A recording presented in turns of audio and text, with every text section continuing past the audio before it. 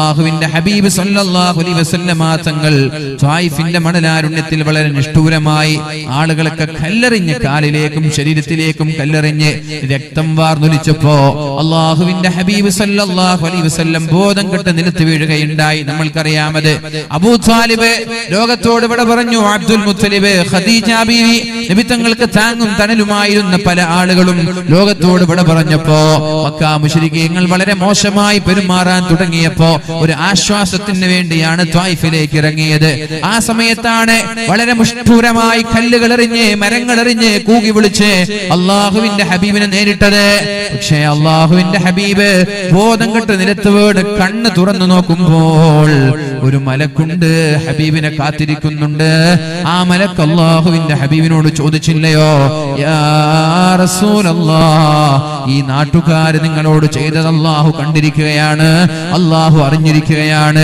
ഈ നാട്ടുകാരെ എല്ലാവരെയും ഈ പർവ്വതം ഞാൻ മുകളിലേക്ക് കൊണ്ടുപോയി അവരുടെ തലയിലേക്കിട്ട് ചതച്ച് ഞാൻ കൊല്ലട്ടെയോ എന്ന് ചോദിച്ചപ്പോ റസൂലുള്ളാഹി സ്വല്ലല്ലാഹു അലൈഹി വസല്ലമ തങ്ങൾ പറഞ്ഞ മറുപടി, ഇവര് മരിച്ചിട്ട് എനിക്കെന്ത് കാര്യം, ഇവര് നശിച്ചിട്ട് എനിക്കെന്ത് കാര്യം, ഈ നാട്ടുകാരെല്ലാവരെയും പർവ്വതം കൊണ്ടുപോയി തലയിലിട്ട് ചതച്ച് ചമ്മന്തിയാക്കി, എനിക്കെന്ത് കാര്യം, അവര് മരിച്ചുപോയി, എനിക്കൊരു കാര്യമില്ലല്ലോ. ഒരാളുടെ ഞാൻ ചോദിക്കട്ടെ, നമ്മൾ ഒരാൾ ബിസിനസ്സിൽ ഉഷാറാകുമ്പോ അസൂയ വെക്കാറുണ്ട്. നമ്മൾക്കിപ്പോ ഇതിനെന്താ, അയാൾക്ക് പൈസ കിട്ടി നമുക്ക് എന്തെങ്കിലും നഷ്ടമുണ്ടോ? നമ്മൾക്ക് കുറഞ്ഞാലല്ലേ നമുക്ക് നഷ്ടമുള്ളൂ. അയാൾക്ക് ഉഷാറായിട്ട് കിട്ടിക്കോട്ടെ, നമ്മൾക്കും അതുപോലെ കിട്ടട്ടെ. അപ്പൊ നമ്മൾ മറ്റൊരാൾ വളരുന്നതിൽ നമ്മൾ അസൂയ വെച്ചിട്ടൊരു കാര്യമില്ല. ഇതേപോലെ ഇവര് മരിച്ചിട്ട് എനിക്ക് കാര്യമില്ല. മഹാനായ ജിബ്രീൽ അലൈഹിസ്സലാമിനോട് അല്ലാഹുവിന്റെ ഹബീബ് സല്ലല്ലാഹു അലൈഹി വസല്ലമ തങ്ങൾ പറഞ്ഞത്, ഇവരിൽപ്പെട്ട ഒരാൾ ഇസ്ലാമിലേക്ക് കടന്നു വന്നാൽ അതാണ് എനിക്ക് നല്ലത്. അഥവാ ഇവർ മരിച്ചാൽ എല്ലാവരും നരകത്തിലാണെന്ന് ഉറപ്പാണ്. നിങ്ങൾ ഇവരെ എല്ലാവരെയും പർവ്വതം തലയിലേക്കിട്ട് ചതച്ചു കൊന്നാൽ ഇവരെല്ലാവരും നരകത്തിലാണ് എന്നുറപ്പ് തന്നെയാണ്. എന്നാൽ ഇവരെ നിങ്ങൾ കൊല്ലാതെ വിട്ടേക്കണം, ഇവരെ നിങ്ങൾ ദ്രോഹിക്കരുത്, ഇവരെ നിങ്ങൾ ബുദ്ധിമുട്ടിക്കരുത്. അതിന് പകരം ശേഷം ഇവര് അല്ലെങ്കിൽ ഇവരുടെ മക്കളുടെ മക്കളുടെ മക്കളിൽ നിന്ന് ആരെങ്കിലും ഒരാൾ സത്യം മനസ്സിലായി പരിശുദ്ധമായ ദീനിലേക്ക് കടന്നു വന്നാൽ അതല്ലേ എനിക്ക് ദുനിയാവിലും ആഖിറത്തിലും നല്ലത്. ഒരാൾ നന്നായാൽ അതല്ലേ എനിക്ക് നല്ലത്. അതുകൊണ്ട് ഇവരെ ശിക്ഷിക്കരുത്, ഇവരെ നശിപ്പിക്കരുത് എന്ന് മുഹമ്മദുർ റസൂലുള്ളാഹി സ്വല്ലല്ലാഹു അലൈഹി വസല്ലം. മറ്റൊരു സംഭവമുണ്ട്. അല്ലാഹുവിന്റെ ഹബീബ് സ്വല്ലല്ലാഹു അലൈഹി വസല്ലം തങ്ങൾ ഒരു ജൂതന് അല്പം ദീനാറുകൾ കടം കൊടുത്തിരുന്നു. ജൂതൻ അല്പം ദീനാർ കടം കൊടുത്തിരുന്നു. സുബഹി നിസ്കാരത്തിന് കഴിഞ്ഞ ഉടനെ ജൂതൻ വന്നിട്ട് നബി തങ്ങളോട് പറഞ്ഞു, എടുക്ക്, ഞാൻ തന്ന കടം ഇങ്ങോട്ട് താ, സമയായില്ലേ. പരിശുദ്ധ റസൂലുള്ളാഹി സല്ലല്ലാഹു അലൈഹി വസല്ലമ തങ്ങൾ ജൂതനോട് പറഞ്ഞു, നിങ്ങളുടെ കടം തരാൻ എന്റെ കയ്യിൽ പൈസയില്ല, നിങ്ങൾക്ക് തരാനുള്ള കാശ് എന്റെ കയ്യിലില്ല, നിങ്ങൾക്ക് തരാനുള്ള തുക എന്റെ കയ്യിലില്ല. ജൂതൻ പറഞ്ഞു, അത് പറഞ്ഞാൽ പറ്റൂല, അത് പറഞ്ഞാൽ പറ്റൂല. നിങ്ങളുടെ കുടുംബക്കാരൊക്കെ ഇങ്ങനെ തന്നെയാണ്, കടം വാങ്ങിച്ച് തിരിച്ചു തരാതെ പറ്റിക്കുന്ന ആളാണ്. മഹാനായ അല്ലാഹുവിന്റെ ഹബീബ് പറഞ്ഞു, എനിക്ക് തരാൻ കഴിവില്ലാഞ്ഞിട്ടാണ്. അപ്പൊ ജൂതൻ പറഞ്ഞു, എന്നാൽ ഞാൻ നിങ്ങളുടെ കൂടെ തന്നെ ഇരിക്കും, എന്നാൽ ഞാൻ നിങ്ങൾ തരുന്നത് വരെ നിങ്ങളുടെ കൂടെ തന്നെ ഞാൻ ഉണ്ടാകുമെന്ന് പരിശുദ്ധ റസൂലുള്ളാഹി സ്വല്ലല്ലാഹു അലൈഹി വസല്ലമ തങ്ങളോട് പറഞ്ഞപ്പോ നബി തങ്ങൾ പറഞ്ഞു, ഞാനും നിന്റെ കൂടെ ഇരിക്കാം. സുബഹി നിസ്കാരം കഴിഞ്ഞിട്ട് തുടങ്ങിയതാണ്. ളുഹർ നിസ്കാരമായി, ജൂതൻ പോയില്ല. അസർ നിസ്കാരമായി, ജൂതൻ പോയില്ല. മഗ്രിബായി, ജൂതൻ പോയില്ല. ഇശായി, ജൂതൻ പോയില്ല. അല്ലാഹുവിന്റെ ഹബീബിനെ അവിടെ നിന്ന് അനങ്ങാനും ജൂതൻ വിട്ടില്ല. ഒരേ സ്ഥലത്ത് നിന്ന് ളുഹർ നിസ്കരിച്ചു, അതേ സ്ഥലത്ത് നിന്ന് അസർ, അതേ സ്ഥലത്ത് നിന്ന് മഗ്രിബ്, ഇശാ, അതേ സ്ഥലത്ത് നിന്ന് പിറ്റേ ദിവസത്തെ സുബഹിയും നിസ്കരിച്ചു. ജൂതൻ അല്ലാഹുവിന്റെ ഹബീബിനെ വിടുന്ന ചിന്തയിലില്ല, വിടുന്ന ഏർപ്പാടിലില്ല. സുബഹി നിസ്കാരം കഴിഞ്ഞു. പിറ്റേ ദിവസം സൂര്യൻ ഉദിച്ചിങ്ങനെ പകലിങ്ങനെ കടന്നു വരുമ്പോഴാണ് മഹാന്മാരായ സ്വഹാബാക്കൾക്ക് ഇത് കണ്ട് വിഷമമായി. സ്വഹാബാക്കൾ ജൂതനോട് വളരെ മോശമായി പെരുമാറാൻ തുടങ്ങി, ജൂതനോട് ദേഷ്യപ്പെടാൻ തുടങ്ങി. നീ ആരോടാണ് കളിക്കുന്നതെന്നറിയോ? നീ ആരോടാണ് ഇങ്ങനെ പെരുമാറുന്നതെന്നറിയോ?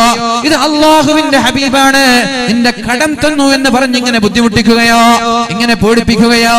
അങ്ങനെ ജൂതനോട് മോശമായി പെരുമാറിയപ്പോ അള്ളാഹുവിന്റെ ഹബീബ് മഹാന്മാരായ സ്വഹാബാക്കളോട് പറയുന്നുണ്ട്, ഇന്നമാ ബുഇസ്തു മുയസ്സിറൻ വമാ ബുഇസ്തു മുഅസ്സിറാ. ഞാൻ അള്ളാഹു എന്നെ ഇവിടേക്ക് നിയോഗിച്ചത് ജനങ്ങൾക്ക് നന്മ ചെയ്യാനാണ്, ജനങ്ങളെ പ്രയാസപ്പെടുത്താനല്ല. കടം ചോദിച്ചു വരുന്ന കടം തന്ന് അത് തിരിച്ചു നൽകാൻ കഴിയാതെ അത് ചോദിച്ചു വന്ന ജൂതനോട് മോശമായിട്ട് പെരുമാറാൻ നിങ്ങളോട് ആരാ പറഞ്ഞത്? നിങ്ങൾക്ക് ആരാ സമ്മതം തന്നത്? ഇങ്ങനെയുള്ള ആളുകളോട് വളരെ മാന്യമായി പെരുമാറണമെന്നാണ് അള്ളാഹുവിനോട് പറഞ്ഞത്. ഇത്തരം ആളുകളോട് മോശമായി പെരുമാറരുത്. ഇയാൾ എന്നെ സഹായിച്ചു, തിരിച്ചു നൽകാൻ എനിക്ക് കഴിവില്ല, എന്നിട്ട് ഇയാളോട് മോശമായി പെരുമാറുകയോ? അള്ളാഹു എന്നെ ജനങ്ങളിലേക്ക് അയച്ചത് ജനങ്ങൾക്ക് എളുപ്പം നൽകാനാണ്, ജനങ്ങളെ പ്രയാസപ്പെടുത്താനല്ല. അപ്പോഴേക്കും ആ ജൂതൻ അള്ളാഹുവിന്റെ ഹബീബിന്റെ സമീപത്തേക്ക് കടന്നു വന്നിട്ട് റസൂലുള്ളാഹി സ്വല്ലല്ലാഹു അലൈഹി വസല്ലമ തങ്ങളോട് പറയുന്നുണ്ട്, അശ്ഹദു അല്ലാ ഇലാഹ ഇല്ലല്ലാഹ് വ അശ്ഹദു അന്ന മുഹമ്മദർ റസൂലുള്ളാഹ്. നബിയേ, ഞാൻ അള്ളാഹുവിനെ കൊണ്ട് അങ്ങയെ കൊണ്ട് വിശ്വസിച്ച് മുസ്ലിമാവുകയാണ്. കാരണം ഞാൻ തൗറാത്ത് ഓതിയ ആളാണ്, ഇഞ്ചീൽ ഓതിയ ആളാണ് ഞാൻ. അതിൽ നിന്ന് എനിക്ക് ഞാൻ വായിച്ചിട്ടുണ്ട് മുഹമ്മദ് ഇബ്നു അബ്ദുള്ളയുടെ മകൻ മുഹമ്മദ് വരുമെന്ന്, മക്കയിലാണ് ജനിക്കുക, മദീനയിലേക്ക് ഹിജ്റ വരുമെന്ന് ഞാൻ വായിച്ചിട്ടുണ്ട്. സ്വൽസ്വഭാവക്കാരനാണ്, ആളുകളോട് മാന്യമായി പെരുമാറുന്ന ആളാണ്, മോശത്തരങ്ങളില്ല, ദുഷ്ട സ്വഭാവങ്ങളില്ല, വളരെ മാന്യതയുള്ള ആളാണ് എന്നുള്ള നിങ്ങളുടെ വിശേഷണങ്ങളൊക്കെ ഞാൻ വായിച്ചിട്ടുണ്ട്. ആ വിശേഷണം നിങ്ങളിൽ ഉണ്ടോ എന്നറിയാനാണ് നിങ്ങളുടെ കൂടെ ഒരു ദിവസം ഞാൻ നിന്നത്. എന്റെ സമ്പാദ്യങ്ങൾ മുഴുവനും ഞാൻ ഇസ്ലാമിന് വേണ്ടി സംഭാവന ചെയ്യുകയാണ്. എനിക്ക് നിങ്ങൾ കടം തിരിച്ചു തരേണ്ട. ഞാൻ എന്റെ ജീവിതത്തിൽ സമ്പാദിച്ച എല്ലാ സമ്പാദ്യങ്ങളും ദീനിന് വേണ്ടി, ഇസ്ലാമിന് വേണ്ടി ഞാൻ സംഭാവന ചെയ്യുകയാണ് എന്ന് പറഞ്ഞ് ഇസ്ലാമിലേക്ക് കടന്നു വന്നത് അള്ളാഹുവിന്റെ ഹബീബിന്റെ മഹിതമായ ഉത്തമമായ സ്വഭാവം കൊണ്ടല്ലയോ? അല്ലയോ? ഉത്തമമായ സ്വഭാവം കൊണ്ടല്ലയോ? നേരെ മറിച്ച് എന്റെ അടുത്ത് കടം തരാനില്ല, മര്യാദയ്ക്ക് സ്ഥലം വിട്ടോ എന്ന് പറഞ്ഞ് കൊട്ടേഷൻ ഇടുകയാണ് ചെയ്തിരുന്നതെങ്കിൽ ആ മനുഷ്യൻ അള്ളാഹുവിന്റെ ഹബീബിന്റെ ശത്രുവായി മാറുകയല്ലേ ഉണ്ടാവുക? അള്ളാഹുവിന്റെ ഹബീബിന്റെ കൊടിയ ശത്രുവായി മാറുകയല്ലേ സംഭവിക്കുക? അതിന് പകരം മുസ്ലിമായി ഹബീബിന്റെ കൂട്ടുകാരനായി മാറിയത് ഇങ്ങോട്ട് മോശമായി പെരുമാറുന്നവരോട് വളരെ മാന്യമായി പെരുമാറിയത് കൊണ്ട് ഒരാളും കൂടി ഇസ്ലാമിന്റെ വെള്ളി വെളിച്ചം തിരിച്ചറിയാനായി, ഇസ്ലാമിന്റെ പ്രകാശം ഒരാൾക്കും കൂടി ലഭിച്ചു. ഞാൻ ചോദിക്കട്ടെ, ഇത്തരം ഒരു അനുഭവം നമ്മൾക്കാണുള്ളതെങ്കിൽ കടം കൊടുത്ത ഒരാൾ ഇന്ന് ഫെബ്രുവരി 10-ാം തീയതി കടം തിരിച്ചു തരണമെന്ന് പറഞ്ഞിട്ടാണ് കൊടുത്തത്. 10-ാം തീയതി പോയപ്പോൾ അയാൾ കടം തന്നില്ല. നമ്മൾ എങ്ങനെയാണ് അയാളോട് പെരുമാറുക? നമ്മുടെ സ്വഭാവം എന്തായിരിക്കും മുഅ്മിനീങ്ങളെ?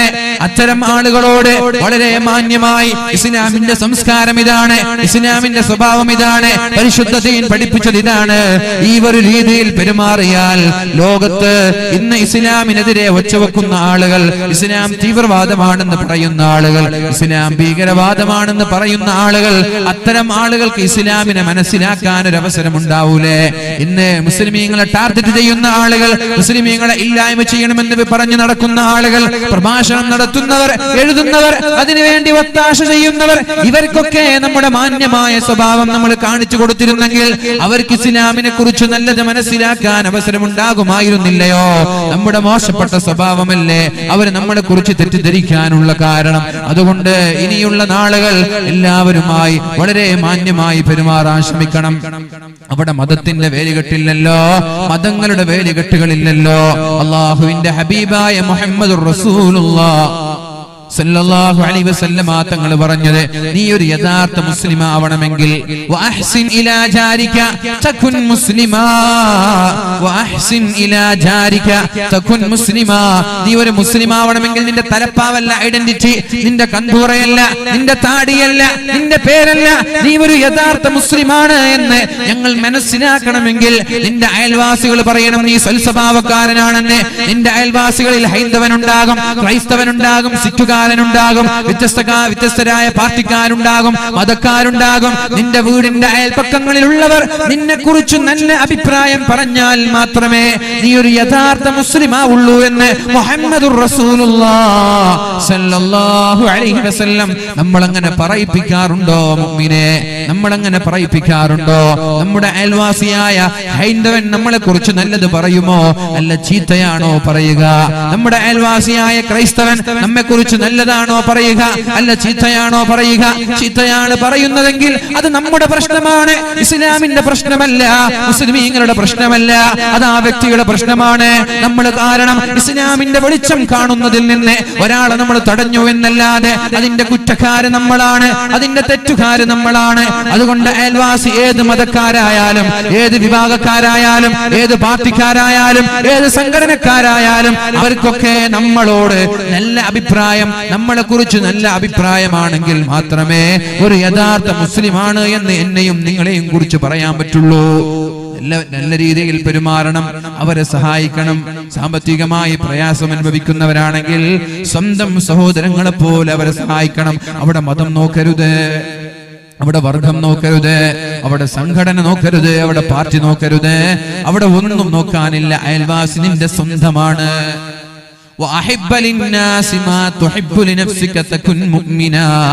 നീ ഒരു യഥാർത്ഥ മുഅ്മിനാവണമെങ്കിൽ, യഥാർത്ഥ സത്യവിശ്വാസിയാവണമെങ്കിൽ നീ എന്തൊക്കെയാണോ ആഗ്രഹിക്കുന്നത് അത് മറ്റുള്ളവർക്കും ഉണ്ടാകണമെന്ന് നീ ആഗ്രഹിക്കണം. നിന്റെ വീട്ടിലേക്ക് ഒരു വണ്ടി കയറാനുള്ള വഴി വേണമെന്ന് നീ ആഗ്രഹിക്കുന്നുണ്ടെങ്കിൽ നിന്റെ അയൽവാസിക്കും അതുപോലെ വഴി വേണമെന്ന് നിന്റെ മനസ്സിലുണ്ടാവണം.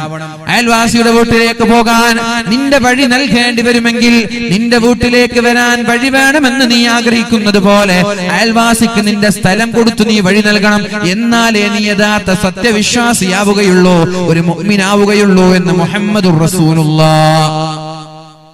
നമ്മളൊക്കെ മുഅ്മിനാണോ? ഇങ്ങനെയാണെങ്കിൽ നമ്മളൊക്കെ മുഅ്മിനാകുമോ? നമ്മളൊക്കെ മുഅ്മിനാകുമോ? സഹോദരങ്ങളെ, സഹോദരിമാരെ, വഴി നൽകാതെ മയ്യിത്ത് കട്ടിൽ പോലും ഒരു ചുമരിലേക്ക് ഏണിവെച്ച് കോണിവെച്ച് ഇതേപോലെയുള്ളൊരു ബൗണ്ടറിയുടെ മുകളിലേക്ക് മയ്യിത്ത് കട്ടിൽ കോണിവെച്ച് കയറി വീട്ടിലേക്ക് കൊണ്ടുപോയി ജനാസ കൊണ്ടുപോയ രംഗം പത്രങ്ങളിൽ നിന്ന് വായിച്ചവരാണ് നമ്മൾ. അയൽവാസികൾ മുസ്ലിമാണത്രേ. എന്ത് മുസ്ലിം പേരുണ്ടെങ്കിലും മതിയോ? അതുകൊണ്ട് എന്റെ ശബ്ദം ശ്രവിക്കുന്ന ഓൺലൈനിലൂടെ ഓഫ്ലൈനിലൂടെ ശ്രദ്ധിക്കുന്ന മുഴുവൻ മുസ്ലിം സഹോദരങ്ങളോട് എനിക്ക് പറയാനുള്ളത്, നിങ്ങൾ മുസ്ലിമാണ് എന്ന് പേരുകൊണ്ട് മുസ്ലിമായാൽ മാത്രം പോരാ. തുംകോ അസ്ലാഫ് സെ ക്യാ നിസ്ബത്ത് റൂഹാനി ഹേ, तुम मुसलमान है और अंदाज़ मुसलमानी है. നീ മുസ്ലിമാണെന്ന് പറയാൻ പറ്റുമോ?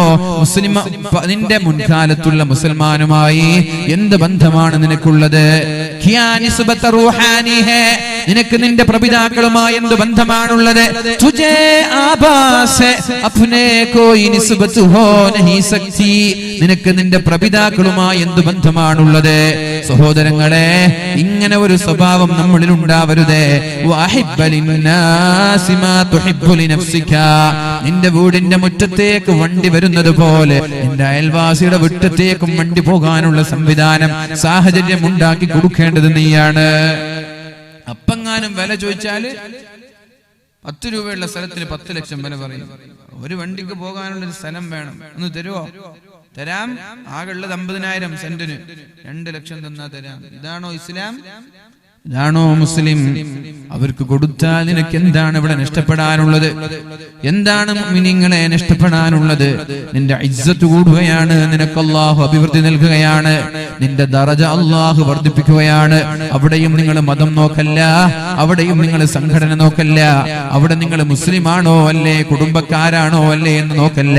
നിന്റെ അയൽവാസികൾ ആരായാലും നീ ഇഷ്ടപ്പെടുന്നത് അവർക്കും ഉണ്ടാകണമെന്ന് നീ ആഗ്രഹിച്ചാലേ നീ യഥാർത്ഥ മുഅ്മിനാവുള്ളൂ എന്ന് മുഹമ്മദുർ റസൂലുള്ളാഹ്. ഇതാണ് ഇസ്ലാം. മഹാനായ അബ്ദുല്ലാഹി ഇബ്നു മസ്ഊദ് റളിയല്ലാഹു അൻഹു, അബ്ദുല്ലാഹി ഇബ്നു മസ്ഊദ് റളിയല്ലാഹു അൻഹു അദ്ദേഹം കച്ചവടം എന്തോ ഒരു വസ്തു വാങ്ങാൻ, വീട്ടിലേക്ക് ആവശ്യമുള്ള എന്തോ ഒരു വസ്തു വാങ്ങാൻ വേണ്ടി അങ്ങാടിയിലേക്ക് വന്നതാണ്. തലപ്പാവിന്റെ അടിയിൽ അല്പം ദീനാറുകൾ വെച്ചിരുന്നു. തലപ്പാവിന്റെ അടിയിൽ അല്പം ദീനാറുകൾ വെച്ചിരുന്നു. ആ ദീനാർ എടുത്ത് തലപ്പാവിന്റെ അടിയിലുള്ള ദീനാർ എടുത്ത് വീട്ടിലേക്ക് ആവശ്യമായ വസ്തുക്കളെല്ലാം വാങ്ങി ആ ദീനാർ എടുക്കാൻ വേണ്ടി തലപ്പാ പഴിച്ചു നോക്കിയപ്പോൾ താൻ വെച്ച തുക അവിടെ കാണാനില്ല. ഇപ്പൊ വീട്ടിൽ നിന്ന് വരുമ്പോ പല ആളുകളും പല സ്ഥലത്തെ പൈസ സൂക്ഷിക്കുക. ചില വയസ്സന്മാരൊക്കെ ഉണ്ട്, ഒരു ട്രൗസർ ഇട്ടിട്ട് അങ്ങാടി നിന്നൊക്കെ തുണിയൊക്കെ മടക്കി കുത്തിട്ട് പൈസ എടുക്കുന്ന ആളുകൾ, ഔറത്തൊക്കെ കാണിച്ചിട്ട്. അങ്ങനെ ചില ആളുകളുണ്ട് വയസ്സന്മാരെ, അവർക്ക് ഇത്ര ആളുകൾ കാണുന്നുണ്ട്, അത് ഔറത്താണ്, അത് കാണിക്കരുത്, ഹറാമാണെന്നുള്ളത് അറിഞ്ഞിട്ടോ അറിയാതെ അല്ലാഹു അലം. മുട്ടിന് മുകളിലുള്ളത് ഹറാമാണ്. മുട്ട് പൊക്കിളിന്റെ ഇടയിൽ നമ്മുടെ ഔറത്താണ്, നമ്മൾ പ്രത്യേകം ശ്രദ്ധിക്കണം. തുണിയൊക്കെ മടക്കി കുത്തി ആ പഴയ ട്രൗസറൊക്കെ ഇട്ട് അതിൽ നിന്ന് പോക്കറ്റിൽ നിന്ന് ക്യാഷ് എടുത്തിട്ട് മീൻ വാങ്ങുന്ന ആളുകളൊക്കെ ഉണ്ട്. ചെയ്യരുത്, ഹറാമാണ്. പിന്നെ ഫുട്ബോൾ കളിക്കുന്ന ചെറുപ്പക്കാര് ഹാഫ് ട്രൗസർ ഇട്ട് കളിക്കരുത്, ഹറാമാണ്. മുട്ടും മറിയണം, പൊക്കിളും മറിയണം. പൊക്കിള് മുതൽ മുട്ടിന്റെ താഴെയുള്ള ട്രൗസർ ഇട്ട് ഫുട്ബോൾ കളിച്ചോളി, ഹാഫ് ട്രൗസർ ഇട്ട് കളിക്കരുത്, ഹറാമാണ്. എത്ര ആളുകളെ തൊട കാണുന്നുണ്ട്. അതൊക്കെ നിങ്ങൾക്ക് അതിന്റെ ശിക്ഷ കിട്ടുക. 10 ആളുകൾ 11 ആള് 22 ആള് കളിക്കുമ്പോ 21 ആളിന്റെ തൊട കാണുന്നവരാണ്. 22 പേരുടെയും ഹറാം നിങ്ങൾക്ക് കിട്ടും. അപ്പൊ അത് ഔറത്ത് വളരെ കാര്യമായി സൂക്ഷിക്കേണ്ട ഒരു വിഷയമാണ്. ഔറത്ത് വെളിവാക്കി നമ്മൾ കളിക്കരുത്. അപ്പൊ മഹാനായ അബ്ദുല്ലാഹി ഇബ്നു മസ്ഊദ് റളിയല്ലാഹു അൻഹു പൈസ സൂക്ഷിച്ചത് ഇവിടെയാണ്, തലപ്പാവിന്റെ അടിയിലാണ്. തലപ്പാവ് എടുത്തു, പൈസ കാണുന്നില്ല. അദ്ദേഹം പറഞ്ഞു, വല്ലാഹി, അല്ലാഹുവാണേ സത്യം, ഞാൻ വരുമ്പോൾ ഈ തുക എന്റെ തലപ്പാവിന്റെ താഴെ വെച്ചിട്ടാണ് ഞാൻ വന്നത്, ഇപ്പോൾ കാണാനില്ല. ആരോ മോഷ്ടിച്ചു കൊണ്ടുപോയി എന്ന് മഹാനായ അബ്ദുല്ലാഹി ഇബ്നു മസ്ഊദ് റളിയല്ലാഹു അൻഹു പറഞ്ഞപ്പോ, അബ്ദുല്ലാഹി ഇബ്നു മസ്ഊദ് തങ്ങൾ ആരാ? നബി തങ്ങൾക്ക് ഖുർആൻ ഓതി കൊടുത്തിരുന്ന ആളാണ്. നബി തങ്ങൾക്ക് ഖുർആൻ ഓതാൻ പറയും, ഓതി കൊടുക്കുമ്പോൾ അല്ലാഹുവിന്റെ ഹബീബ് കണ്ണ് നിറയെ കരയുമായിരുന്നു. ഖുർആൻ ഇങ്ങനെ ഓതി കൊടുക്കാൻ പറഞ്ഞു. അപ്പൊ അബ്ദുല്ലാഹി ഇബ്നു മസ്ഊദ് തങ്ങൾ ചോദിച്ചു, യാ റസൂലല്ലാഹ്, ഞാൻ നിങ്ങൾക്ക് ഓതി തരാനാണോ നിങ്ങൾ പറയുന്നത്? നിങ്ങൾക്കല്ലേ ഖുർആൻ ഇറങ്ങിയത്, നിങ്ങൾക്കല്ലേ ഖുർആൻ ഇറങ്ങിയത്, എന്നിട്ട് ഞാൻ നിങ്ങൾക്ക് ഓതി തരാനാണോ നിങ്ങൾ പറയുന്നത്? അതെ, ഞാൻ കേൾക്കട്ടെ ഇബ്നു മസ്ഊദ്, ഞാൻ കേൾക്കട്ടെ ഇബ്നു മസ്ഊദ്. ഇബ്നു മസ്ഊദ് തങ്ങൾ വളരെ മനോഹരമായി ഓതാൻ തുടങ്ങിയപ്പോ മഹാനായ പരിശുദ്ധ റസൂലുള്ളാഹി സ്വല്ലല്ലാഹു അലൈഹി വസല്ലം ഇസ്തഖിം കമാ ഉമിർത എന്നുള്ളൊരു ആയത്ത് വന്നപ്പോ അല്ലാഹുവിന്റെ ഹബീബ് കരഞ്ഞ് കരഞ്ഞ് കരഞ്ഞ് കണ്ണിൽ നിന്ന് കണ്ണുനീർ തുള്ളികൾ ധാരധാരയായി ഒഴുകിയതൊക്കെ നമ്മൾക്ക് കാണാൻ സാധിക്കും. അതുകൊണ്ട് പ്രിയമുള്ള മുഅ്മിനേ, ഈ അബ്ദുല്ലാഹി ഇബ്നു മസ്ഊദ് റളിയല്ലാഹു അൻഹു അല്ലാഹുവിന്റെ ഹബീബ് സ്വർഗ്ഗക്കാരനാണെന്ന് സന്തോഷ വാർത്ത അറിയിച്ച മഹാനുകൂടിയാണ്. ഈ കാല് സ്വർഗ്ഗത്തിലേക്കുള്ള കാലാണ് എന്ന് ഇതിന് തത്തുല്യമായ ഒരു ഹദീസ് അല്ലാഹുവിന്റെ ഹബീബ് പറഞ്ഞിട്ടുണ്ട്. ഈ അബ്ദുല്ലാഹി ഇബ്നു മസ്ഊദ് തങ്ങളുടെ ക്യാഷ് ആരോ മോഷ്ടിച്ചു എന്നറിഞ്ഞപ്പോൾ കൂടെയുള്ള ആളുകൾ ദുആ ചെയ്തു, അല്ലാഹുമ്മ ഖ്തഅ യദസ്സാരിഖില്ലദീ അഖദഹാ, അല്ലാഹുവേ, ആ മോഷ്ടാവിന്റെ കൈ നീ മുറിച്ചു കളയണേ അല്ലാഹ്, കൈ നീ പൊളിച്ചു കളയണേ അല്ലാഹ്, മോഷ്ടാവിന്റെ കൈ നീ പൊളിച്ചു കളയണേ റബ്ബേ. കൂടെയുള്ള ആളുകളെല്ലാം ദുആ ചെയ്തു. അല്ലാഹുവിന്റെ ഹബീബിന്റെ പ്രിയപ്പെട്ട ശിഷ്യനായ ഇബ്നു മസ്ഊദിന്റെ ക്യാഷ് മോഷ്ടിക്കുകയോ, ജുമഅക്ക് ഖതീബ് പള്ളിയിലേക്ക് പോകുമ്പോൾ ഫോൺ മോഷ്ടിക്കുന്ന ആളുകളുണ്ട്, ഇല്ലേ ഇല്ലേ? ജുമഅക്ക് ഉസ്താദും ഖതീബൊക്കെ പള്ളിയിൽ പോയി നിസ്കരിക്കുമ്പോൾ ഉസ്താദിന്റെ റൂം കുത്തി തുറന്നിട്ട് ലാപ്ടോപ്പ്, മൊബൈൽ, പേഴ്സ്, പൈസ മോഷ്ടിച്ചു കൊണ്ടുപോകുന്ന ആളുകളില്ലേ? അതുപോലെ മക്കാമിലെ ഭണ്ഡാരപ്പട്ടി കുത്തി തുറന്ന് അതിൽ നിന്ന് മോഷ്ടിക്കുന്ന ആളുകളില്ലേ? ഇവർക്കൊക്കെ എന്ത് ദീന് അല്ലെ? എടുത്തിട്ട് നമ്മളെ പള്ളി, എൻ്റെ നാട്ടിലൊരു പള്ളി, എൻ്റെ നാടെന്ന് വെച്ചാൽ ചെറിയൊരു നാടാണ്, 30 വീടുള്ളൂ. അപ്പോൾ അതിൽ 10 വീട്ടുകാരൊരു ആവറേജ് ആളുകളാണ്. അതിൻ്റെ പുനർനിർമ്മാണം മദ്രസ, പള്ളിയുടെ ഒക്കെ പഴയ 250 വർഷം പഴക്കമുള്ള പള്ളി, ഒരു 30 വർഷം പഴക്കമുള്ള മദ്രസൊക്കെയാണ്. അപ്പോൾ അതിങ്ങനെ പുതുക്കി പണിയുമ്പോൾ നമ്മൾ എവിടുന്ന കുറച്ച് പൈസക്ക് പണിയെടുക്കുന്ന ആളെന്നല്ല നോക്കുക. ഒരു ബംഗാളിയെ കൊണ്ടുവന്നു, ബംഗാളിയോട് പറഞ്ഞു, മസ്ജിദ് ഹേ പള്ളി എന്നൊക്കെ പറഞ്ഞിട്ട് പറഞ്ഞു, പൈസ കുറക്കണേന്ന് പറഞ്ഞു. അപ്പോൾ കൂടെയുള്ള ഒരാൾ ചോദിക്കുകയാണ്, രാവിലെ മുതൽ വൈകുന്നേരം വരെ ജോലി എടുത്തിട്ട് ളുഹർ ബാങ്ക് കൊടുക്കുമ്പോൾ പള്ളിക്ക് വന്നിട്ടില്ല, അസ്ർ ബാങ്ക് കൊടുക്കുമ്പോൾ പള്ളിക്ക് വന്നിട്ടില്ല, നിസ്കരിക്കാത്ത ഈ ബംഗാളിയോട് നീ അള്ളാന്റെ പള്ളിക്ക് കുറക്കണം എന്ന് പറഞ്ഞവർ കുറച്ച് തരുമെന്ന്. അങ്ങനെ അള്ളാന്റെ സ്നേഹമുള്ളാണെങ്കിൽ പള്ളിക്ക് വരൂലേ? ഈ നിസ്കരിക്കാത്തവരോട് അള്ളാന്റെ പള്ളിയാണ് കുറക്കണം എന്ന് പറഞ്ഞാൽ ഇവർക്ക് എന്ത് അള്ളാഹ്, ഇവർക്കെന്ത് പള്ളി? ഇവർ ബിസിനസ്, ഇവരുടെ കച്ചവടം, ഇവരുടെ ജോലി, അത്രയും കുറച്ചും അള്ളാഹിനോട് സ്നേഹമുണ്ട് ഇങ്ങനെ പള്ളിക്ക് നിസ്കരിക്കാൻ വരൂലേ? അതേപോലെ നമ്മൾ അള്ളാഹുവിന്റെ ഇഷ്ടക്കാരനായ മഹാനായ അബ്ദുല്ലാഹി ഇബ്നു മസ്ഊദ് തങ്ങളുടെ സമ്പത്ത് മോഷ്ടിച്ച ആളുടെ കൈ മുറിയാനും കൈ പൊളിയാനും കൈ പൊട്ടാനും വേണ്ടി കൂടെയുള്ള ആളുകൾ ദുആ ചെയ്തു. അല്ലാഹുമ്മ ഫഅൽഹു ബിഹി കദാ, അല്ലാഹു അവരെ നശിപ്പിക്കണേ റബ്ബേ എന്നൊക്കെ ദുആ ചെയ്തു.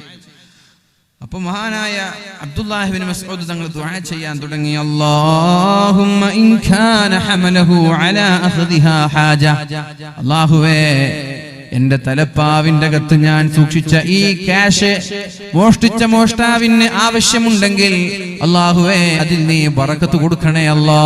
കൊണ്ടുപോയ പൈസ തലപ്പാന്ന് മോഷ്ടിച്ചില്ലേ, അയാൾക്ക് നീ ബറക്കത്ത് കൊടുക്കുക, എന്റെ കട്ടുകൊണ്ട് പോയ ക്യാഷിൽ ബറക്കത്ത് കൊടുക്കുക. എന്നാൽ ഇനി അയാള് മോഷ്ടിച്ചത് ആവശ്യമുണ്ടായിട്ടൊന്നുമല്ല. ഞാൻ പറഞ്ഞ പോലെ ജുമാ നിസ്കരിക്കുമ്പോ അള്ളാനെ വെല്ലുവിളിച്ചിട്ട് പള്ളി ഉസ്താദുമാരെ ലാപ്ടോപ്പും മൊബൈലും കട്ടുകൊണ്ട് പോകുന്ന വെല്ലുവിളിച്ചിട്ട് ധിക്കാരത്തോടെ ചെയ്തതാണെങ്കിൽ, ധിക്കാരത്തോടെ ചെയ്യാണെങ്കിൽ എന്തായിരിക്കും നമ്മൾ ദുആ ചെയ്യാ? എന്താ ദുആ ചെയ്യാ? എന്നാ പിന്നെ കൈ പൊളിച്ചോട്ടെ അല്ലേ? ആവശ്യത്തിനാണെങ്കിൽ ബർക്കത്ത്, അള്ളാഹുള്ള ധിക്കാരത്തിനാണെങ്കിൽ കൈ പൊളിച്ചോട്ടെ. അങ്ങനല്ല ഉപരി ദുആ ചെയ്തത്. وإن كان حملته جراءة على الذنب فاجعلها آخر ذنوبه. അല്ലാഹുവേ ഇത് അയാളുടെ അവസാനത്തെ തെറ്റാക്കണേ അല്ലാ. ഇനി ഒരു തവണ തെറ്റ് ചെയ്യാൻ നീ അയാൾക്ക് അവസരം നൽകല്ലേ റബ്ബേ. എത്ര മനോഹരാണ്. ഇതാണ് സ്വൽസ്വഭാവത്തിന്റെ ലക്ഷണം. നമ്മുടെ പൊന്ന് അലക്കാൻ വേണ്ടി സ്വർണം ഊരി വെച്ച് ഒരു സഹോദരി പറഞ്ഞത് ഞാൻ ഓർക്കുകയാണ്. ഡ്രസ്സ് അലക്കുമ്പോ വാഷ് ചെയ്യുമ്പോ പഴയ കല്ലിൽ ഇങ്ങനെ അലക്കുമ്പോ വള കൊണ്ടിട്ട് തേയ്മാനം സംഭവിക്കൂലേ? അപ്പൊ ആ തേയ്മാനം സംഭവിക്കാതിരിക്കാൻ വേണ്ടി കയ്യിലുള്ള വള അലക്കുന്ന കല്ലിൽ വെച്ച് ഊരി വെച്ച് ഡ്രസ്സ് ഇങ്ങനെ വാഷ് ചെയ്തു. ഡ്രസ്സ് വാഷ് ചെയ്തിട്ട് അത് എടുക്കാൻ മറന്നുപോയി. വെളുക്കാൻ തേച്ചത് പാണ്ടായതുപോലെ ഒരു ചെറിയൊരു ഗ്രാം തേയ്മാനം സംഭവിക്കുന്നതിനെ പേടിച്ചിട്ട് വെച്ചതാണ്. പിറ്റേ ദിവസം പോകുമ്പോ ഇവിടെ വള തന്നെ ഇല്ല. വള പോയി. ചെറിയൊരു കഞ്ചൂസ് കാണിച്ചതാണ്, കഞ്ചൂസ് തരം കാണിച്ചതാണ്.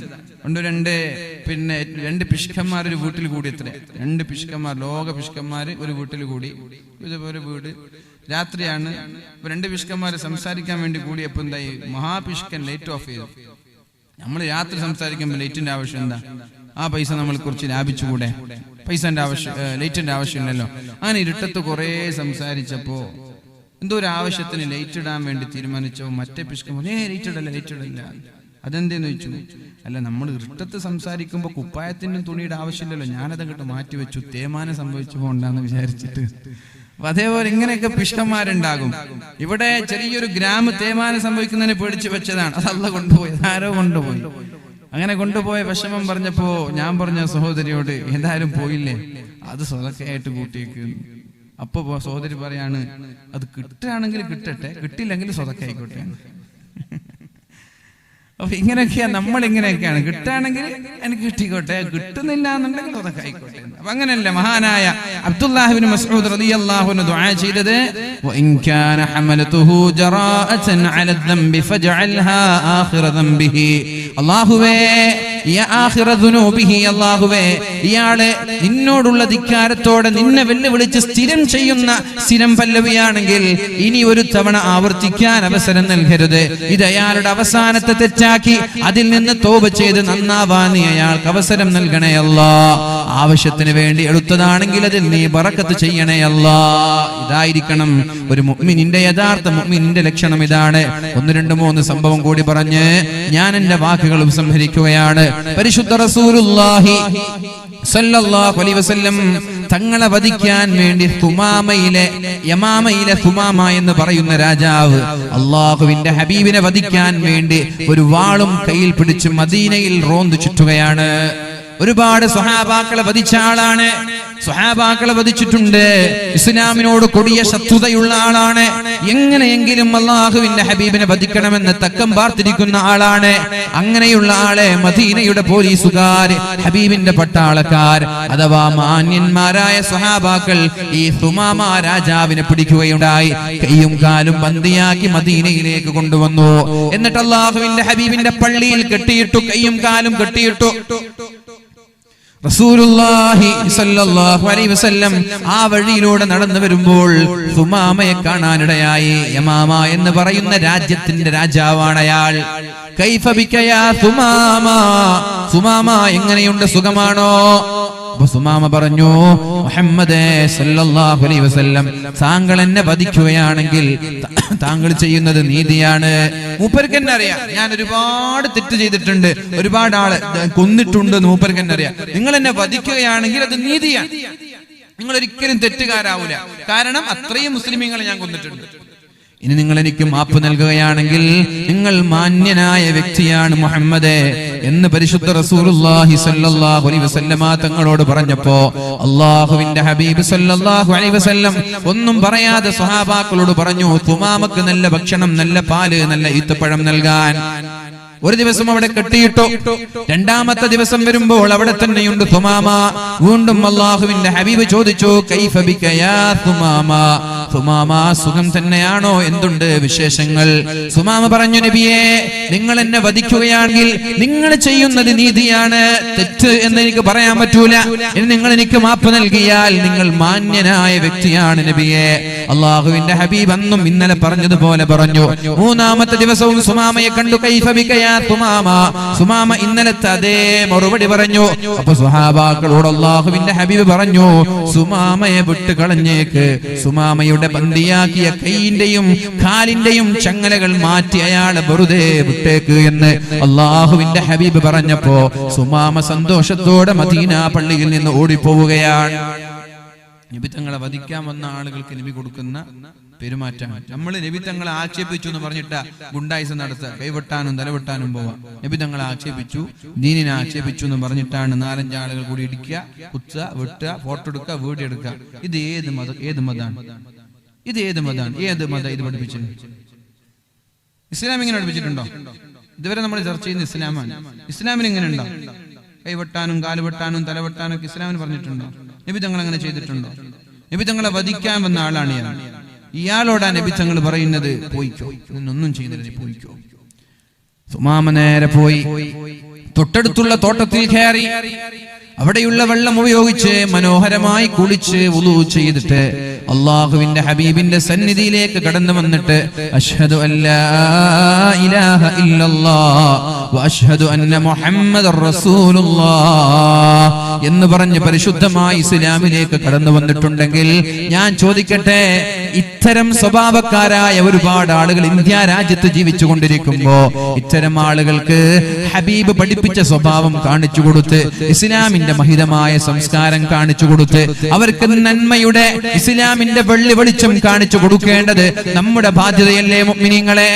അവർക്കറിയാഞ്ഞിട്ടാണ്, ഇസ്ലാമിന്റെ തിരിയാഞ്ഞിട്ടാണ് ആരോ മെഴുകുതിരിയുടെ വെളിച്ചത്തിൽ എന്തൊക്കെയോ കുത്തിക്കൊടുത്തത്, എന്തൊക്കെയോ ഇഞ്ചക്ട് ചെയ്തത്. അത് വെച്ചവര് വളരെ മോശമായി പെരുമാറുമ്പോ അതിന് നമ്മൾ അതേ നാണയത്തിൽ തിരിച്ചു മറുപടി പറഞ്ഞാലോ? അപ്പൊ ഒന്നും കൂടി ശത്രുത കൂടുകയാണ്. അതിന് പകരം ഒന്ന് മാന്യമായി ക്ഷമിച്ച് അവർക്ക് വളരെ സൽസ്വഭാവത്തോടുകൂടി അവരോട് പെരുമാറിയാൽ ഇൻഷാ അല്ലാഹ് അവർക്ക് ഇസ്ലാമിനെ കുറിച്ച് മനസ്സിലാക്കാൻ അവസരമുണ്ടാകും. ശത്രുത മാറി ഇസ്ലാമിന്റെ സുഹൃത്തുക്കളായി മാറാൻ അയാൾക്ക് കഴിയും. ഇബ്രാഹിം ഹാജിയുടെ വീട്ടിൽ ഭക്ഷണം കഴിക്കുമ്പോ അവിടെ ഒരു ഹൈന്ദവ സഹോദരനുണ്ട്. എന്തായിരുന്നു പേര്? ഗോപാലൻ അല്ലേ? ഗോപാലൻ. അപ്പൊ ഗോപാലൻ എന്റെ വീട്ടിൽ വരുന്നു, ഭക്ഷണം കഴിക്കുന്നു, കൂടെ ജീവിക്കുന്നു. നമ്മുടെ അടുത്തെറിഞ്ഞത് കൊണ്ടാണ്. അതുപോലെ എല്ലാ നാട്ടിലും ഇത്തരം ആളുകൾ. കൂമണ്ണ എന്ന് പറയുന്ന സ്ഥലത്ത് വാല് പറഞ്ഞപ്പോ അവിടെ രാഹുൽ എന്ന് പറയുന്ന ഒരു ചെറുപ്പക്കാരനുണ്ട്. രാഹുൽ, അവന്റെ ജ്യേഷ്ഠന്മാരൊക്കെ RSSകാരാണ്. അവനാണ് വാദിന്റെ സദസ്സിൽ വളണ്ടിയർ കാർഡ് ഇട്ടിട്ട് വണ്ടിയൊക്കെ വരുമ്പോ ഓടിക്കൊണ്ട് സ്വീകരിക്കുന്നതും ഭക്ഷണം കഴിക്കുന്ന വീട്ടിൽ വന്നിട്ട് ഒന്നിച്ചിരുന്ന് ഭക്ഷണം കഴിക്കുന്നതും. ദാറുൽ ഹുദ സമ്മേളനത്തിന് ഞാനിങ്ങനെ ഒരു സ്ഥലത്തിരിക്കുമ്പോ രാഹുൽ വന്നിട്ട് കയ്യിലും തന്നിട്ട് സംസാരിച്ചു. ദാറുദയുടെ സമ്മേളനത്തിനുണ്ട് രാഹുല്. എന്തേ? നല്ല നമ്മുടെ അടുത്ത് ഇടപഴകുമ്പോ നമ്മുടെ സ്വഭാവം കണ്ടിട്ട് ഇതിൽ പ്രശ്നമില്ല, ഇതിൽ കുഴപ്പമില്ല എന്ന് തിരിച്ചറിയാൻ ദൂരെ നിന്ന് നോക്കുമ്പോ ആരൊക്കെയോ പറഞ്ഞത് കേട്ടിട്ട് ഇതിനെ കുറിച്ച് തെറ്റിദ്ധരിക്കാൻ എല്ലാ നാട്ടിലുണ്ട്. അങ്ങനെ പല നാടുകളിൽ എനിക്കറിയാം. പല ആളുകൾ, മുസ്ലിം സുഹൃത്തുക്കൾ, നമ്മുടെ കൂടെ ജീവിക്കുന്ന ആളുകൾ, നമ്മുടെ കൂടെ നമ്മുടെ വീട്ടിൽ ഒന്നിച്ച് ഭക്ഷണം കഴിക്കുന്നവർ, ഒന്നിച്ച് ജീവിക്കുന്നവർ. ഇതേപോലെ എടുത്ത് തോടന്നൂര് അതിന് പോയപ്പോ അവിടെയുണ്ട് കൂടെ ഭക്ഷണം കഴിക്കാനുണ്ട് ഹൈന്ദവ സുഹൃത്തുക്കൾ. അപ്പൊ ഇങ്ങനെയല്ലേ നമ്മൾക്ക് ജീവിക്കേണ്ടത്? ഇങ്ങനെ ആയിരുന്നില്ലേ നമ്മുടെ സംസ്കാരം? ഇതൊക്കെയല്ലേ നമ്മുടെ ഉപ്പമാരൊക്കെ ചെയ്തു വന്നത്? ഇങ്ങനല്ലേ? ഇപ്പോ അടുത്ത കാലത്തല്ലേ വർഗീയതയും പിന്നെ തീവ്രവാദങ്ങളൊക്കെ പൊട്ടിപ്പുറപ്പെട്ടതും നമ്മൾക്കിടയിലുള്ള ബന്ധമൊക്കെ പിന്നെ വർഗീയതയിലേക്കൊക്കെ മാറിയത്, പരസ്പരം കണ്ടുകൂടാത്ത രീതിയിലേക്കൊക്കെ മാറിയത്. നമ്മൾ സ്വയം മാറാൻ തയ്യാറാണ്. എന്നിട്ട് ഇസ്ലാമിന്റെ ഈ വെളിച്ചം മറ്റുള്ളവർക്ക് എത്തിച്ചു കൊടുക്കാനും കാണിച്ചു കൊടുക്കാനും നമ്മൾ ബാധ്യസ്ഥരാണ്. അല്ലാഹു നമ്മൾക്ക് തൗഫീഖ് നൽകട്ടെ. ഒരൊറ്റൊരു സംഭവം കൂടി പറഞ്ഞു ഞാൻ എന്റെ വാക്കുകൾ ഉപസംഹരിക്കുകയാണ്. മക്കയിൽ നിന്ന് പരിശുദ്ധ ഹബീബിനെയും മഹാന്മാരായ സ്വഹാബാക്കളെയും മദീനയിലേക്ക് ആട്ടിവിടുകയാണ്. അല്ലെ, അങ്ങനെയല്ലേ സംഭവിച്ചത്? 13 വർഷക്കാലം ലാ ഇലാഹ ഇല്ലല്ലാഹ് മുഹമ്മദുർ റസൂലുള്ളാഹ്, നിങ്ങൾ അല്ലാഹുവിനെ മാത്രം ആരാധിക്കണം, വേറെ ഒരാളെയും ആരാധിക്കല്ല. എന്നാൽ ആരാധിക്കുന്ന ആളുകളോട് വാളും കത്തിയും പിടിച്ച് വാടാ ഇത് നിങ്ങൾ മുസ്ലിമാണെന്ന് പറഞ്ഞ് നെറ്റിച്ചിട്ടോ പേടിപ്പിക്കുകയോ ചെയ്തിട്ടില്ല. അവരോട് പറഞ്ഞു ലാ ഇലാഹ ഇല്ലല്ലാഹ് മുഹമ്മദുർ റസൂലുള്ളാഹിൽ വിശ്വസിക്കണം. വിശ്വസിച്ചവരൊക്കെ കൂടെ നിന്നു, വിശ്വസിക്കാത്തവരെ ഒന്നും ചെയ്തിട്ടില്ല. നിങ്ങൾക്ക് നിങ്ങളുടെ മതത്തിൽ ചേക്കേറാം, ഹൈന്ദവനാകാം, ക്രൈസ്തവനാകാം, സിഖുകാരനാകാം, ഓരോ ആളുകളുടെ വ്യക്തി സ്വാതന്ത്ര്യമാണ്, അതിലിടപെടാൻ പാടില്ല. അത്തരം സമീപനം മക്കയിൽ നടത്തുമ്പോൾ വരെ മുസ്ലിമായ ആളുകളെ വളരെ ക്രൂരമായി പീഡിപ്പിക്കാൻ തുടങ്ങി. അള്ളാഹുവിന്റെ ഹബീബിനെയും മഹാന്മാരായ സ്വഹാബാക്കളെയും വധിക്കാൻ തുടങ്ങി. എന്നിട്ട് ജനിച്ച നാട്ടിൽ നിന്ന് മദീനയിലേക്ക് ആട്ടിയോടിച്ചു. ജനിച്ച നാട്ടിൽ നിന്ന് പോകുമ്പോൾ എത്ര വിഷമമുണ്ടാവും അല്ലെ? സ്വന്തം ജനിച്ച നാട്ടിൽ നിന്ന് ആട്ടിയോടിക്കാൻ. സമ്പത്തിവിടെ, വീടിവിടെ, കൃഷിയുടെ, കച്ചവടവിടെ ഒന്നുമില്ലാതെ വെറും കൈകളുമായിട്ടാണ് സഹാബാക്കളും അള്ളാഹുവിന്റെ ഹബീബ് മദീനയിലേക്ക് പോയത്, ഒന്നുമില്ലാതെ.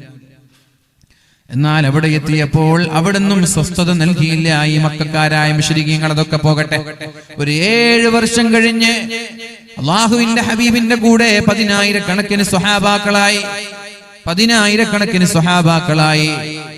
ആ സ്വഹാബാക്കളെയും കൂട്ടി റസൂലുള്ളാഹി സ്വല്ലല്ലാഹു അലൈഹി വസല്ലം മക്കയിലേക്ക് കടന്നു വരുന്ന രംഗം ചരിത്രത്തിൽ വളരെ വ്യക്തമായി പറയുന്നുണ്ട്. എന്ത് ഒരു വാക്ക് പറഞ്ഞാൽ എല്ലാറ്റിനെയും വെട്ടി നിരപ്പാക്കാൻ കഴിവും ആർജവവും തന്റെ ഇടവുമുള്ള വീരശൂര പരാക്രമികളായ സഹാബാക്കളാണ് കൂടെയുള്ളത്. നബി തങ്ങൾ തല താഴ്ത്തി ഈ തലപ്പാവിന്റെ ഷാൾ നബി തങ്ങളുടെ ഒട്ടകത്തിന്റെ പൂഞ്ഞയിലേക്ക് തട്ടി. എന്തിനാ തല താഴ്ത്തിയത്? ഇങ്ങനെ നെഞ്ചുവിരിച്ച് വരുമ്പോ ഇവിടെയുള്ള അവിശ്വാസികളായ ആളുകൾ പേടിക്കരുത്, അവർക്ക് പേടി തോന്നരുത്. ഞാൻ നിങ്ങളോട് പകരം വീട്ടാൻ വരുന്നവനല്ല, ഞാൻ സമാധാനവുമായിട്ട് വരുന്നവനാണ് എന്ന് സൂചിപ്പിക്കാൻ വേണ്ടി തല താഴ്ത്തിയിട്ട ഒട്ടകത്തിൽ നിന്ന് നേരെ മക്കയിലേക്ക് കയറിയത്. എന്നിട്ട് മക്കക്കാരോട് ചോദിക്കുന്നുണ്ട്, ഞാൻ നിങ്ങളെ എന്ത് ചെയ്യുമെന്നാണ് നിങ്ങൾ വിചാരിക്കുന്നത്? അവരൊക്കെ പേടിച്ചു വിറക്കാൻ, അവരൊക്കെ തല പോകുമെന്നുള്ള ഭയമാണ് അവർക്ക്. അവര് പറഞ്ഞു അൻത അഖുൻ കരീം വബ്നു അഖിൻ കരീം, നല്ല ഉപ്പയുടെ നല്ല മകനാണ്, ഞങ്ങൾ നല്ലതേ പ്രതീക്ഷിക്കുന്നുള്ളൂ. നബി തങ്ങൾ പറഞ്ഞു ഇദ്ഹബൂ ഫഅൻതുമുത് തുലഖാ, നിങ്ങളെ ഒരാളെയും ഇന്ന് ഒരു ദ്രോഹമോ ഒരു പീഡനമോ ഒരു വട്ടോ ഇല്ല, നിങ്ങൾ സ്വതന്ത്രരായി ഇഷ്ടമുള്ളത് പോലെ ജീവിച്ചോളൂ എന്ന് പറഞ്ഞ് എല്ലാവരെയും സ്വതന്ത്രരാക്കി വിട്ടു. ഒരാളെ നബി തങ്ങൾ തൊട്ടില്ല. എല്ലാവർക്കും സന്തോഷമായി. എന്നിട്ട് മക്കയിൽ ജീവിക്കുമ്പോ ഒരാൾ ഫുലാല എന്ന് പറയുന്ന ഒരു അവിശ്വാസി അള്ളാഹുവിന്റെ ഹബീബിനോട് കൊടിയ ശത്രുതയുള്ള ഒരാളായിരുന്നു. അള്ളാഹുവിന്റെ ഹബീബ് രാത്രി തവാഫ് ചെയ്യുന്ന സമയം നബി തങ്ങൾ ഒറ്റയ്ക്ക് എവിടെ എത്തുന്നു എന്ന് വളരെ സൂക്ഷ്മമായി നിരീക്ഷിക്കുന്നു. 4-5 ദിവസം നബി തങ്ങൾ രാത്രി ആരാരുമില്ലാതെ ഉറങ്ങുന്ന സമയത്ത് തവാഫിന് പോകുന്നത് കാണാനിടയായി. അപ്പോ ഇയാള് പ്ലാൻ ചെയ്തു, എല്ലാവരും ഉറങ്ങുമ്പോൾ നബി തങ്ങൾ വെട്ടാൻ എളുപ്പമാണ്. കത്തി പിടിച്ചു, കടാര പിടിച്ചു, കഅബയുടെ കില്ലയിൽ മറഞ്ഞു നിന്നു. അള്ളാഹുവിന്റെ ഹബീബ് പതിവ് പോലെ തവാഫ് ചെയ്യാൻ വന്നു. 1ാമത്തെ തവാഫ് കഴിഞ്ഞു, വെട്ടണമെന്നുണ്ട്, ധൈര്യം വന്നില്ല. 2ഉം 3ഉം 4ഉം 5ഉം കഴിഞ്ഞു, ധൈര്യം വന്നില്ല. പിന്നെ ധൈര്യം സംഭരിച്ച് ഹബീബിന്റെ മുമ്പിലേക്ക് ചാടി വീണപ്പോ വിറച്ചുകൊണ്ട് കയ്യിൽ നിന്ന് വാള് താഴേക്ക് വീണു. ഫുലാല, നബി തങ്ങൾക്കറിയാം ഫുലാല അള്ളാഹുവിന്റെ ഹബീബിനോട് ശത്രുത വെച്ച് ജീവിക്കുന്ന ആളാണെന്ന്. ഫുലാല എന്തേ ഇവിടെ? ഞാൻ തവാഫ് ചെയ്യാൻ വന്നതാണ്. അപ്പൊ വാളോ? ഫുലാല ആരും കണ്ടിട്ടില്ല, ആരും ഇത് അറിഞ്ഞിട്ടില്ല. ഫുലാല വേഗം പോയിക്കോ.